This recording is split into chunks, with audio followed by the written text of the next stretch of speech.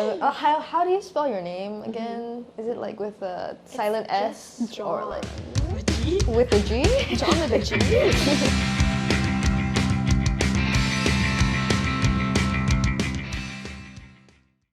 Hi everyone, welcome back to another episode of the Youth Counsel. My name is Tilly and today I'm joined with... Hi, my name is May. Hi, my name is Florence. And they are actually the Youth Council's own new blood because this video actually commemorates our 1-year anniversary, and today we will be talking about family gatherings in light of, festive season and Christmas season all coming up. Maybe you want to share a little bit about your most memorable or the most crazy family experience that you've had. Okay, I'll go first. So it was I think the previous Christmas gathering with my family at home. I think it was before dinner started. We were supposed to expect a guest, but the guest did not show up. Oh. Kind of thing, yeah. So I guess we just went on with the dinner. Oh, okay. It was actually my grandfather, because he kind of had some kind of brawl with my grandmother at their house. So that was drama, basically. It's like Kardashians, but Singapore. Kardashian Singapore version. How about you? So I don't really spend Christmas much, but when I was in primary school, I guess, I was invited to this house of my uncle's friend, and they had all these other kids playing at their playground. I kind of rammed onto the playground and chipped my teeth. Oh no! Oh Yeah. my goodness. But the food was good though. My most dramatic family gathering experience, the whole family was there, my extended family, my cousins, my grandparents, uncles, aunties, and they have this sliding door, and it was Christmas or something like that, and I was really young and I was really excited, so I ran straight into this glass sliding door because I didn't see it, so there was nothing there. And I just smashed my face into it, and my whole extended family, there was I don't know, 10 of them, they all turned to look at me, and I just started bawling, and I dramatically was and I didn't chip any teeth. Oh, good for you. I thought I broke my nose, but I didn't. But yeah, that's really embarrassing. But anyways, okay, so the first one is how to avoid questions that you don't want to answer. I probably would try to change the topic. I think I'm pretty good at that because I've done it a lot. And how do you change the topic? It just comes, okay, so if they ask you something about what have you been doing this holiday, you just bring up some small bit of it and then completely change the direction of your point, and that's how you do it. How about you, Florence? Well, for my experience, actually it's on multiple occasions. So when my relatives be asking about my grades, I'll ask, how's your job going? Oh. Yeah, because anyway we do talk about each other's careers and study life. So I'll let them speak first, then I will say, you seem thirsty, let's go get a drink. That is very so smart. That is so smart. Right. I'm going to be using that. So. Honestly. Drink Yeah. saves the day. Yeah. Honestly, if you don't feel like talking to someone, just be like, can I get you anything? And then you leave, and then you don't come back. Yeah. And just be like, I forgot. What can they do? What if they ask if you have a partner? Because I know this is very common, especially among our age. They're like, oh my god, you're a teen. Are you dating anyone? Do you have a boyfriend? Well, I would say I'm pretty lucky with open-minded parents in terms of dating. So they would ask if I'm dating or not, and I would say, maybe.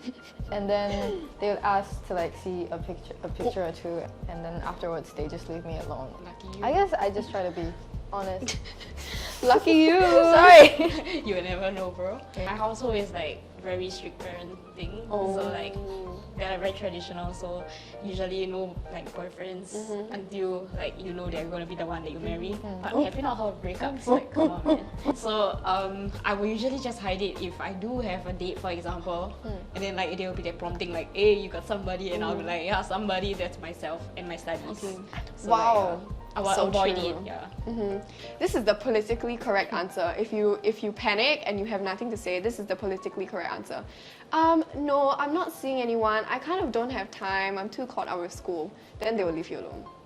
Trust me. You're hardworking. Yeah, too busy to date. Exactly. Have you ever been in a situation where you've seen your relatives after a long time and they've said oh, you put on some weight? How do you even respond to that? Weight is a very touchy topic. Yeah. So oh my god, you put on weight and then you'll be like, what am I doing here? I have to stop eating and all this stuff. You know, they'll compare me with my sister because like I think she gyms more often than me. So like every time when the relatives walk in, I'll be sitting further away. I'll be like, okay, time to move out of the sofa area. You know, because that's where they gather around and they start their comment section. And I'm comment like, section. I want to block it out, you know. Like, of course, I will remind myself that, you know, like it's not all that matters, body image and all that, but it is hurtful when relatives be like, oh, you look like you're more, like in Chinese they'll say bui lah, but like it means fat. You know, it's like a word of affection for like elders to tell the young kids, because like usually when kids are looking rounder, they are actually healthy, but no bro, I think that's not the case. Comparison is the thief of joy. Just close your ears and block it out, and like Florence mentioned, just try and move to a separate location. Okay, let's do some roleplay. What? Okay, anyways, no. pretend I am your irritating auntie okay. or like grandmother. So, uncle, where are you now? And what will you say? Singapore Poly. Why are you not in uni? I think I like Poly lah, better, you know, less stress. I'd rather stay longer in Poly, you know. Okay, actually it's not that less stressful as I said, because like there's actually a lot of work, but it's my life. It's my own different kind of like pathway that I took, so. Yeah, that's true. Yeah. I think it's important to stress on the fact that it's your life and that the opinions shouldn't really have an impact on what you choose to do with it, because ultimately, are they the ones living in your body? No. It's really up to you, honestly. It's not their choice to like push you to education route that you don't want. And honestly, just set that boundary. And I know for relatives it's very difficult to set boundaries because, you know, they're your family and like they're allowed to say like things that maybe other people can't say, like your lecturers or friends. But still, you need to make sure that there's that level of respect between both of you so that they don't like overstep your boundaries and say things that are really hurtful. What can you do for family gatherings or to catch up with them? Bowling. No, I'm kidding. That's a good idea. Because the most typical one is like go to someone's house, eat, and Like stay in home. Yeah, and then like drink alcohol and whatever. Okay, I've seen this on TikTok. It's like have you seen the what's it called? The presentation slide parties. Oh. So it's like everyone prepares a slideshow about a topic of their choice or whatever, and you can make it as pretty or funny as possible, and then everyone in the family gets a chance to present. And I think it's I haven't done it, although I really want to, but if I were to host a family gathering in the future, that is something I would definitely do, because I feel like it's a really good bonding moment. How do you usually like break the silence, you know, the awkward silence among like relatives? Sometimes when it's like at the beginning, especially, it gets awkward, and it's like, hey, how are you? And then they're like, I'm good, how are you? And then you're like, I'm good. And then it ends, and you're like, what else was I supposed to say? Cousins are definitely easier to talk to. Yeah. I mean, I game with them. Like we can play PUBG and then we'd be shouting in the house and the relatives would be like, come on man, it's Chinese New Year. I guess older relatives, actually I'm quite close to one uncle, so like we actually talk more often, because when I was younger I was awkward with him, but like as I grew older I kind of knew and understand how he feels as I talk to him more, so yeah, it's quite nice to know that I have growth there. He came from the same school as me, my previous school. Yeah, came from ITE, so he also was from ITE. It's only when he found out that I went there that he also said he went there, so it was like that sudden realization, like, oh my gosh, like I'm not the only one, you know. Special bonds with family members are so hard to come by, especially like particular family members like uncles or one cousin or like your grandmother. If you have a connection with them, it's really something that is special, and you should cherish that a lot. What do I do if my relatives are racist/homophobic? I think this is pretty common, especially if we have conservative relatives. And I think this is a very difficult topic to navigate, especially because like they are your relatives, and you can't cross the line of disrespect, because then you'll get told off and then they'll get even more upset. So I think you have to tread lightly, and it is unfortunate that you have to tread lightly, but it's important as well. Yeah. I think in situations where maybe you're having a conversation or you're talking at the dinner table and they say something that is not so nice or a little bit rude or hurtful to a certain community or person, then I think it's important to stand up for yourself if you are in a safe space. If maybe your safety is going to be compromised in that certain situation, then you might want to think about that first and prioritize your own safety first lah. Yeah. But yeah, I don't know, what do you do?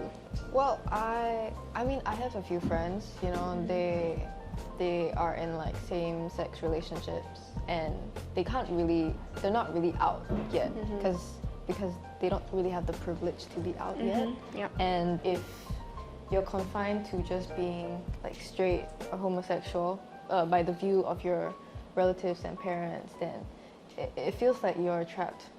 It's really sad for them to feel that way because whether you stand up for yourself or not, they're still going to continue saying all these things about that community. I think especially for people who have grown up and had their whole lives with carrying this mindset, it's very, very hard to change it because it's already fixed and it's already set in stone, and it's very hard to alter the mindset. And this doesn't just apply to maybe racism or homophobia, but also when it comes to grades or school or something like that. Sometimes our relatives have these very fixed mindsets that cannot be compromised or changed, and it's really hard to accept that. But yeah, sometimes we just have to let it go. It's a generational gap that cannot be changed. If there are certain topics that are like very touchy, I would suggest like to stay away from it. Yeah, try to just ignore it or ignore the person if they're giving negative feedback and all that. Yeah. Sometimes we can't change the mindsets of our relatives, and we can't change who they are and what they believe in, but we can change how we react to certain things. So that's very important now, because you know, it's really, sometimes it's on your shoulders and you have to choose what to do about it. Thank you everyone for joining us today. We really appreciate you being here, and we hope you have a very happy Christmas. And thank you to both of you as well. Do you have any closing words before we wrap up? I would say stay safe for the holidays and keep your mask on when you're outside. Yeah. Keep your mask on and stay vaccinated. Yes. I was gonna say closing words for fun, Oh. but do stay safe, wear your mask, you know, happy holidays. Be sure to spend time with your family, catch up with them, you know, they love you, you love them, hopefully. You love them. You love them. You do. Yeah. Remember, have a very, very good holidays with your family, and you know, you're spending time with your loved ones. Try and enjoy as much as possible. And with that, thank you so much for joining us once again, and we hope to see you in the next episode. Remember to like, subscribe, and comment down Where below. is I think it's down. Comment down below and subscribe and like. Okay. Bye. Bye. Thank you. Bye.